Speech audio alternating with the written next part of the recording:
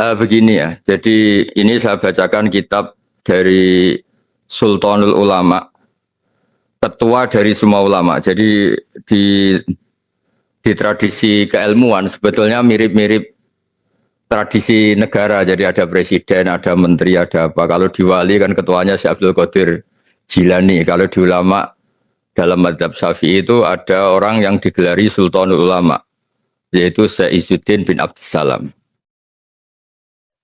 Di Al-Quran ketika Allah memuji salah satu kekasihnya, salah satu nabinya itu karena apa? Wa ja'alani mubarakan ainama kuntu.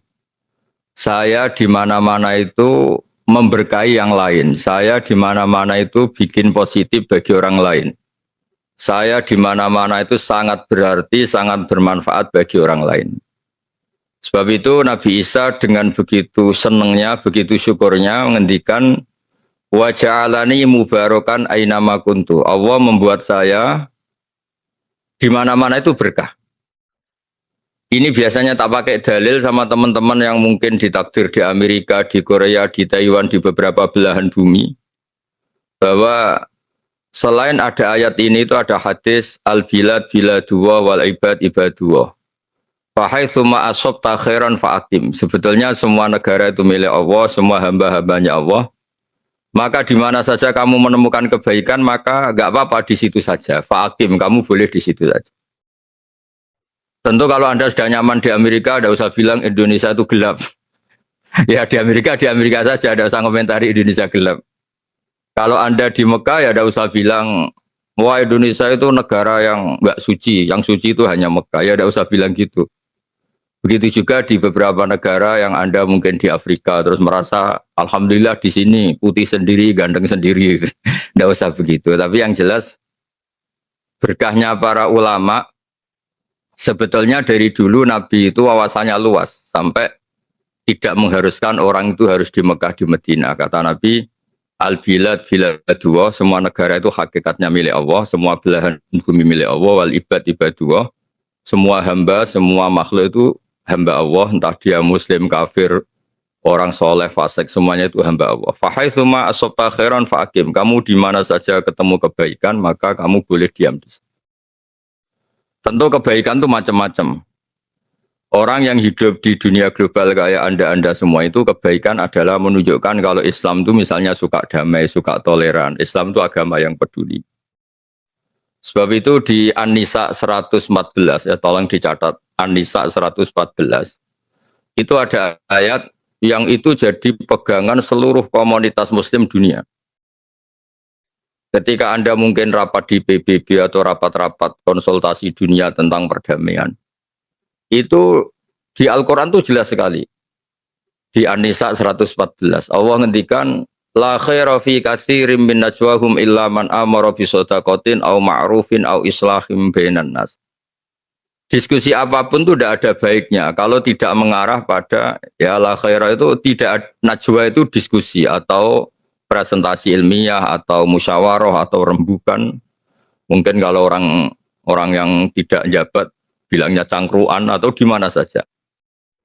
Diskusi apapun tidak ada baiknya. La khaira fi katsirin min najwahum illa man amara bi shadaqatin, kecuali orang-orang yang peduli secara sosial. Sedekah itu berinfak atau peduli secara sosial.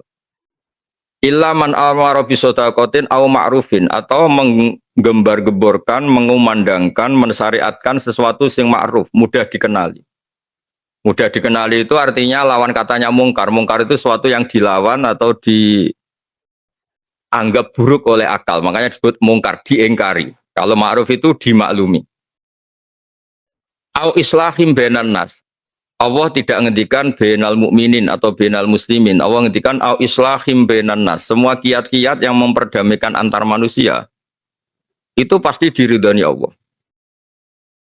Sebab itu dalam sejarah Islam paling monumental ada istilah piagam Madinah, ada Sulhul Hudaybiyah, di mana Nabi demi kelangsungan hidup bersama pernah berdamai dengan kafir Quraisy. Nabi juga berdamai dengan orang-orang Yahudi Khaybar, Yahudi Bani Quraidah.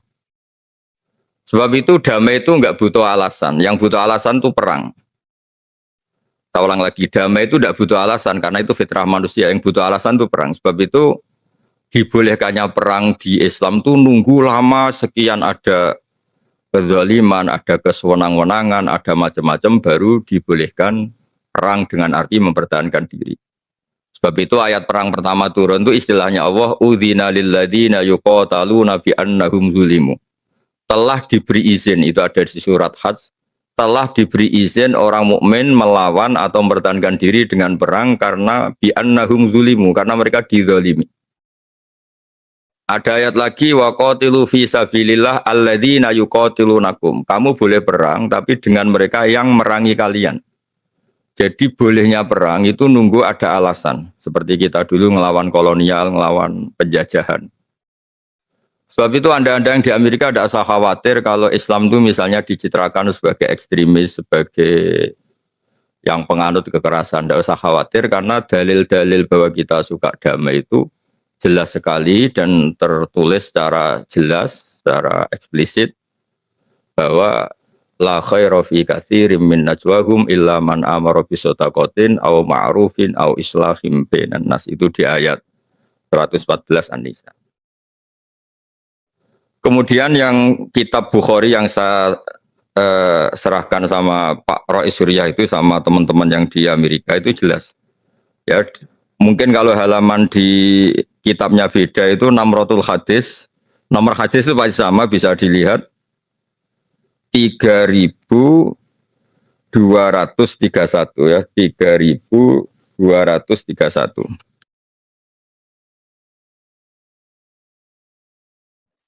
Itu di situ dijelaskan bahwa Nabi itu pernah begitu mengalami hal yang buruk ya, saya baca Arabnya biar dapat berkah dari hadis sahih. Kenapa saya pakai hadis-hadis sahih? Karena nyuwun sewu teman-teman NU ini orang-orang Suriah juga harus belajar lagi. Sering-sering memaksakan dalil-dalil yang enggak jelas sehingga kalau ketemu alumni-alumni Ummul Qura atau Madinah itu memang kita jeblok. Karena gara-gara NU punya tradisi 7 hari ada hadisnya, nanti 40 hari ada hadisnya, 100 hari ada hadisnya, sehingga terus repot kayak Nabi itu NU gitu. Jadi itu memang masalah menurut saya itu. Jadi memang berat. Kadang-kadang saya yang menekuni ngaji terus sampai sekarang belajar saja sering nggak ngerti hadis yang ala NU itu memang masalah secara riwayat itu. Makanya kiai-kiai kita itu kalau ketemu kubu sebelah mesti digojlok itu hadis sahih apa enggak. Cuma selama ini alhamdulillah yang tanya ya enggak paham, yang ditanya ya enggak paham. Jadi akhirnya sama-sama diam. Dan beberapa tradisi NU di daerah-daerah yang kebetulan komunitasnya beda itu terus akhirnya dirubah. Kirim doa bersama atau apalah yang karena tradisi kita itu dituduh mirip Buddha, mirip Hindu, macam-macam. Makanya menurut saya, wong hadis sahih itu luas, ya kita tidak perlu dalil-dalil yang aneh-aneh karena itu beberapa yang orang doktor hadis atau profesor hadis yang dari Ummul Qura atau dari Mekah itu, terus kita kelihatan ndak alim gitu, kita kelihatan ngawur gitu. Sebab itu bentuk penghormatan saya pada komunitas di Amerika Serikat, ini saya dalil itu 2 saja yang aman, 1 Quran, 2 hadis-hadis sahih. Meskipun nanti analisisnya kita ngikuti ulama. Analisis itu penting karena tekstualis itu tidak bisa. Tadi malam saya kebetulan ngisi di hallnya Mbah Sahal, dulu Rois Am NU. Itu saya cerita. Saya tuh sering ketemu orang yang mengumandangkan atau menggembar-gemborkan kembali ke Quran.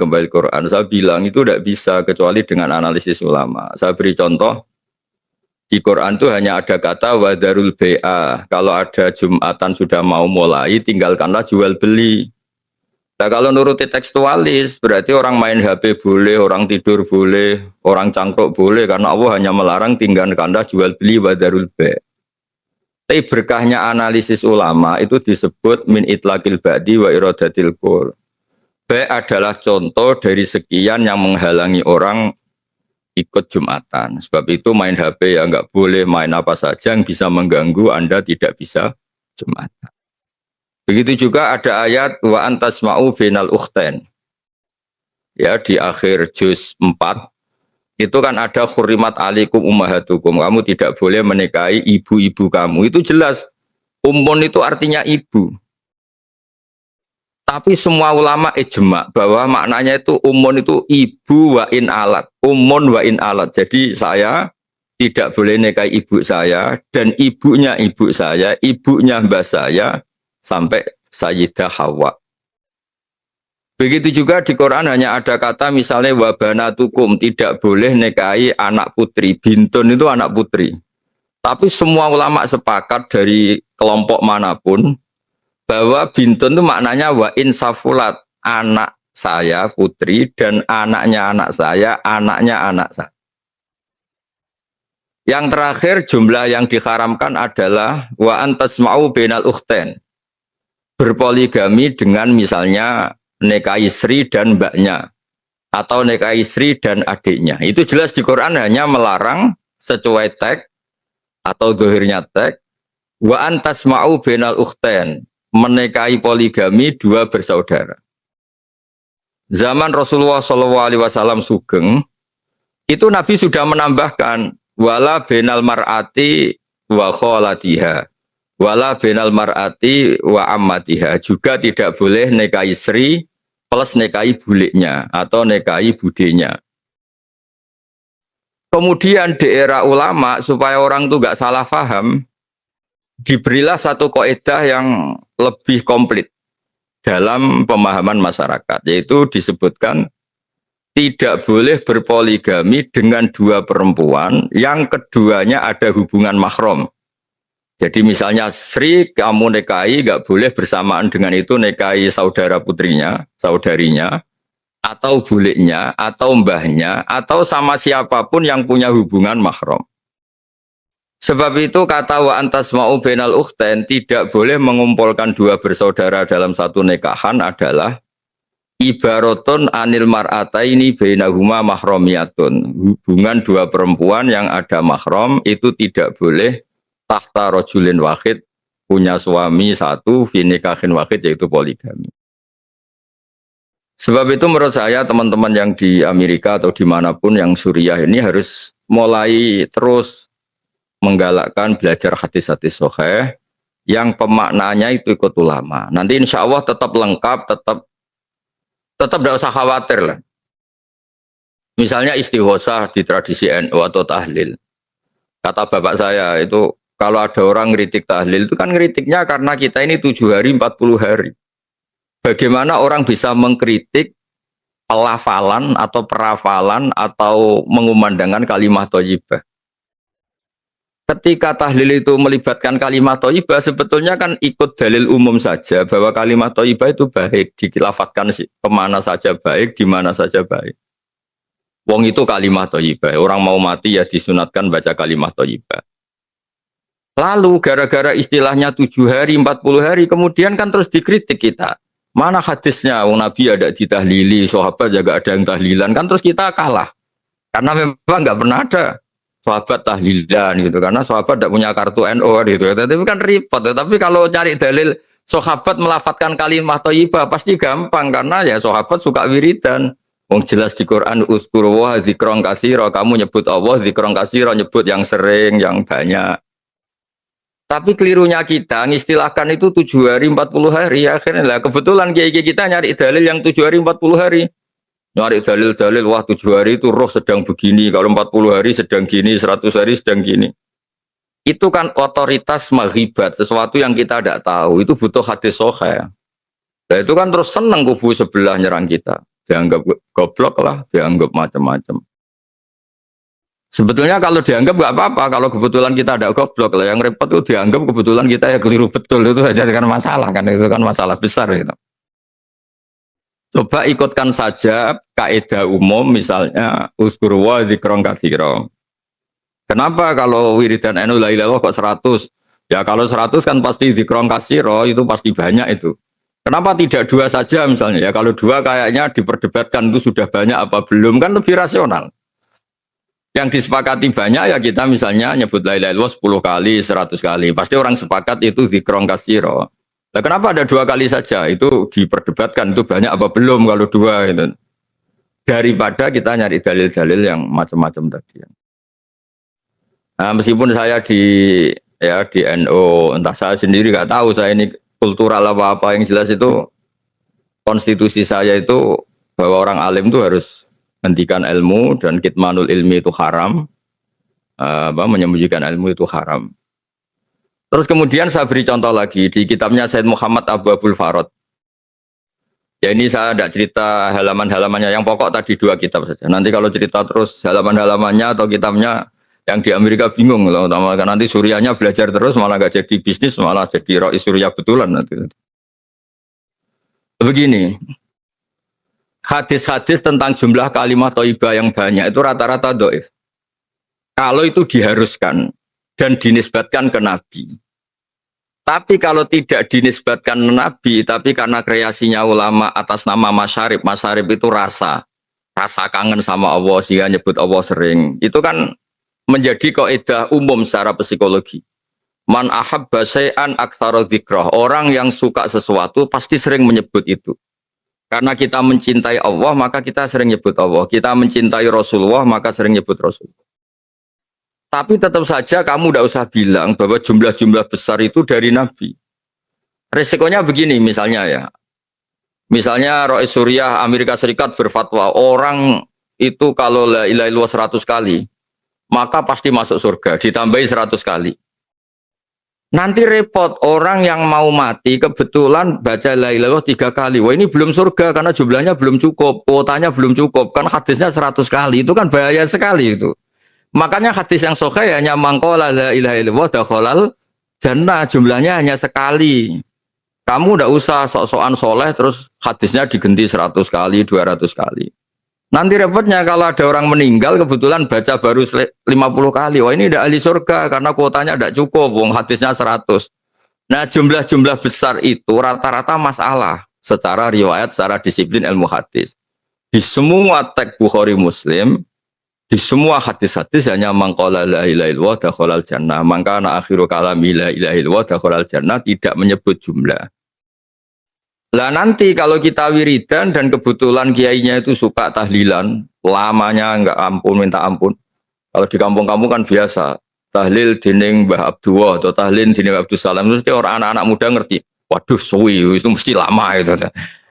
Tapi lamanya ini kita carikan dalil, yaitu tadi man ahabba syai'an aktsara dzikrah. Orang yang suka sesuatu pasti sering nyebut. Misalnya Anda hidup di Amerika, mungkin ibu-ibu mencintai satu hal tertentu yang baru terkenal. Pasti ya sering nyebut itu. Anak-anak muda baru suka apa, sering nyebut itu. Misalnya dulu saya kan ngertinya ya anak muda-mudi. Sekarang orang bilang Gen Z, semuanya pasti pakai bahasa Gen Z. Nah karena kita mencintai Allah, man ahabba syai'an mesti aktsara dzikra, orang yang suka sesuatu pasti sering nyebut.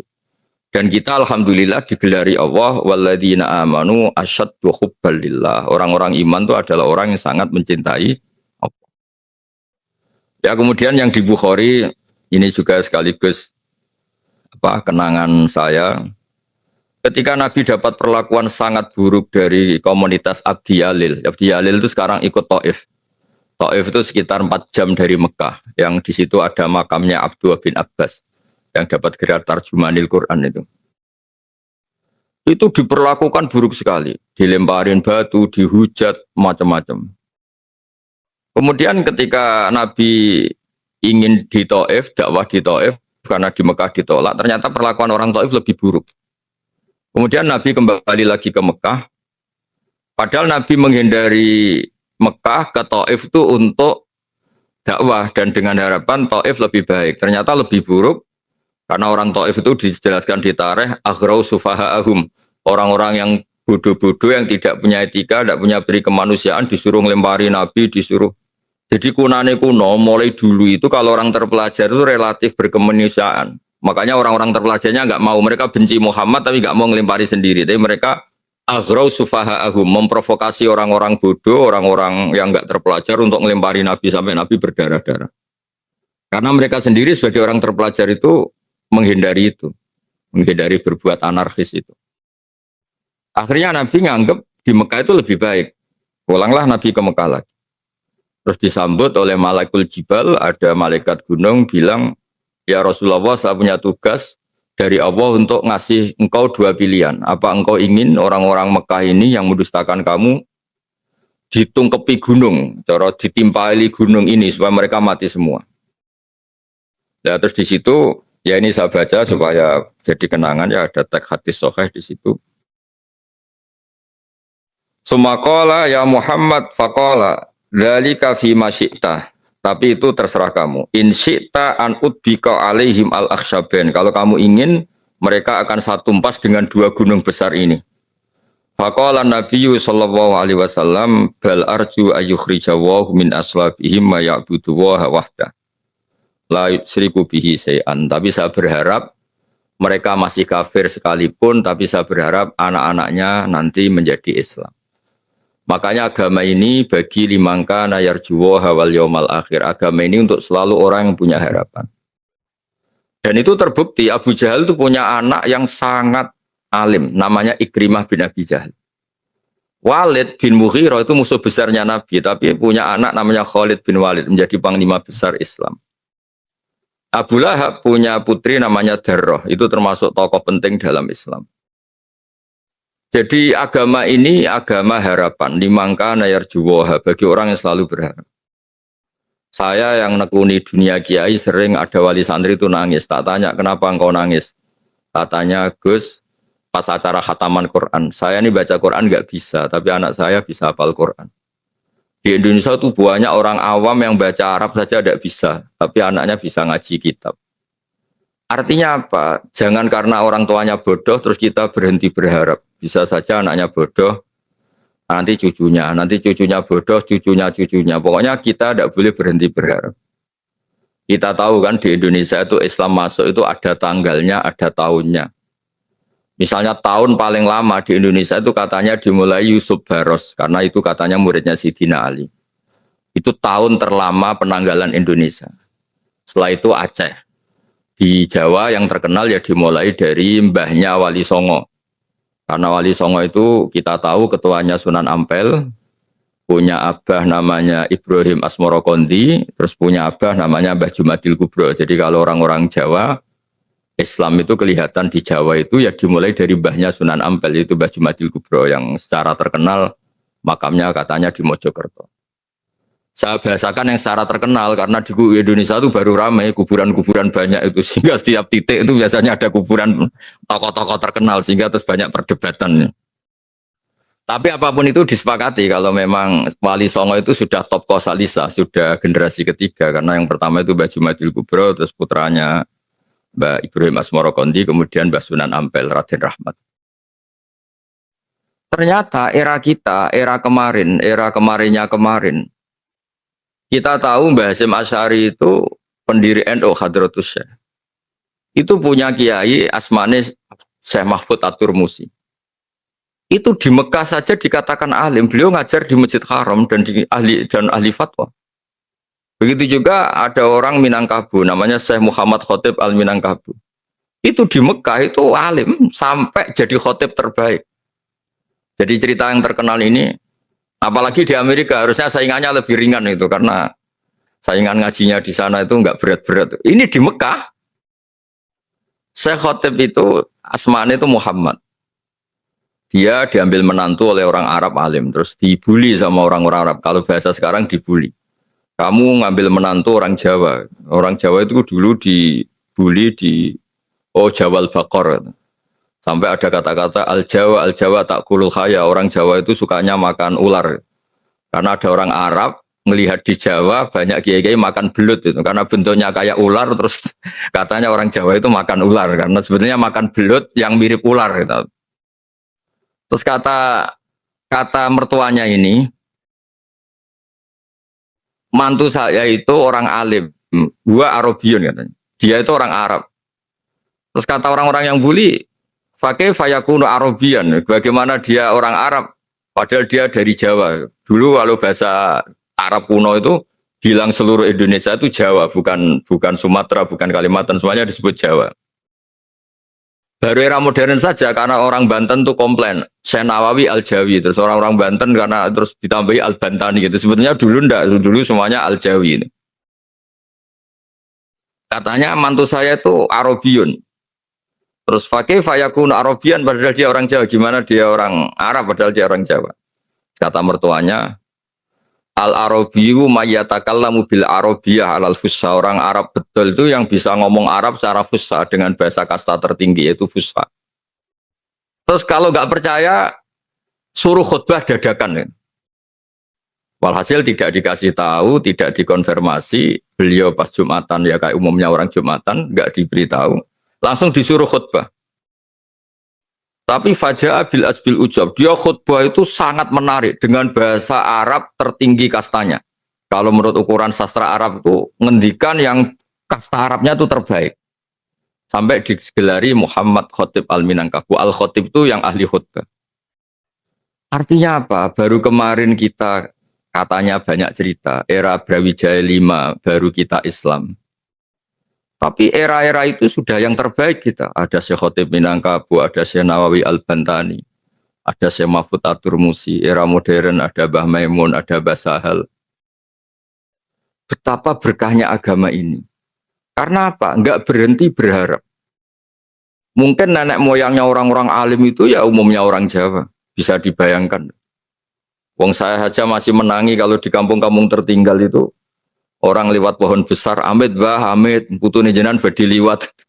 Itu karena masih nganggep itu memang bertuan itu, sehingga terus kita dikritik kayak kita syirik kayak karena takut pohon besar, takut macam-macam. Tapi berkahnya berharap kita terus ngajar lewat pendidikan pesantren, lewat kuliah, lewat peradaban yang baik. Alhamdulillah kita sekarang keren. Jumlah orang haji terbanyak, kita muslim mayoritas dengan kualitas yang baik. Bahkan di negara Amerika saja tetap jadi kiai, itu kan luar biasa. Jadi ini prestasi-prestasi yang harus kita syukuri seperti ngaji ini. Agama ini limangka nayar juwo hawal yaumal akhir. Agama ini selalu bagi yang punya harapan. Makanya andekan ya. Indonesia kok masih gelap ya, kita tetap berharap lebih baik. Apalagi faktanya tidak gelap ya, biasa aja. Kalau ada ujian kan ya semua negara punya ujian. Nabi ketika ada orang-orang kafir yang melawan beliau, ingin bunuh beliau, ketika orang itu mau dibunuh malaikat, kata Nabi, saya tetap berharap dari anak turun mereka, keturunan mereka jadi orang-orang yang menyembah. Dan harapannya Nabi benar. Abu Jahal baru era anak, Ikrimah sudah Islam. Abu Lahab era anak, Darrah sudah Islam. Khalid bin Mughirah musuh besarnya Nabi punya anak Khalid. Dan alhamdulillah juga di belahan dunia juga gitu. Kita contoh paling gampang yang di Indonesia. Sejarah menulis misalnya di Jawa, penanggalan masif Islam itu kan era Brawijaya V. Kalau di penanggalan paling tua, paling banter ya memang Syekh Yusuf Baros itu yang sebagian sejarawan nulis itu mulai Sayyidina Ali. Nggih, ngoten mungkin ada 1-2 pertanyaan atau ungkapan karena saya juga ingin mendengar, bukan mendengar problem ya, mendengar cerita-cerita di Amerika. Kalau Anda cerita problem itu berarti pecundang karena ya khasnya orang berjuang itu ada problem. Ya biasa aja kalau ada problem, memang dunia ini liyabluwakum ayyukum ahsanu amala. Jadi ada hidup ya ada ujian. Lucu kalau sama cerita berkeluarga ada problem. Ya itu aneh itu. Kalau kita kan sudah nekuni Islam sudah mulai kecil ya, namanya hidup ya ada tantangan. Jangan bahasakan problem. Gini gue saya di Amerika ngalamin gini, tapi hindari bahasa problem. Nanti kalau jadi problem betul malah repot. Ya jadi memang aturannya gitu. Tabarakalladzi biyadil mulku wa huwa ala kulli syai'in qadir alladzi khalaqal mauta wal hayata liyabluwakum ayyukum ahsanu amal. Jadi saya itu pengalaman jadi kiai yang paling saya kenang tadi, saya berkali-kali cerita itu ada perempuan yang kebetulan tidak cantik, miskin lagi, terus lapor saya, terus doain saya kaya, saya ini bosan miskin, suami saya pengangguran miskin. Terus saya jawab, kalau doa saya mustajab, kamu siap? Siap gimana Gus? Kalau sudah kaya, paling yang diganti itu rumah jadi lebih baik, mobil lebih baik. Lama-lama suami kamu evaluasi ganti istri ya. Wah sudah Gus kalau gitu miskin aja. Karena nggak mungkin rumah baik, mobilnya baik, kemudian penumpangnya Anda, pasti nyari penumpang baru. Kemungkinannya 2, diganti atau ditambah. Ya sudah Gus miskin aja. Jadi artinya kan ya sama-sama ada ujian. Miskin ya ada ujian, kaya ya ada ujian. Gitu. Jadi ya sama lah, Anda kalau punya suami di rumah terus kuper. Kalau keluar terus rawan direbut orang, itu kan sudah sunat tua. Itu sudah gak usah bilang problem. Ya ngiyai ya gitu. Kalau terlalu lunak dianggap gak punya berpendirian. Kalau terlalu keras dari ekstrim kanan. Kalau gak punya sikap katanya gak jelas. Ya jadi sudah nanti Monggo kalau jenengan cerita-cerita yang ya yang gampang-gampang lah yang asik ya. Nggih, ngoten. Assalamualaikum warahmatullahi wabarakatuh.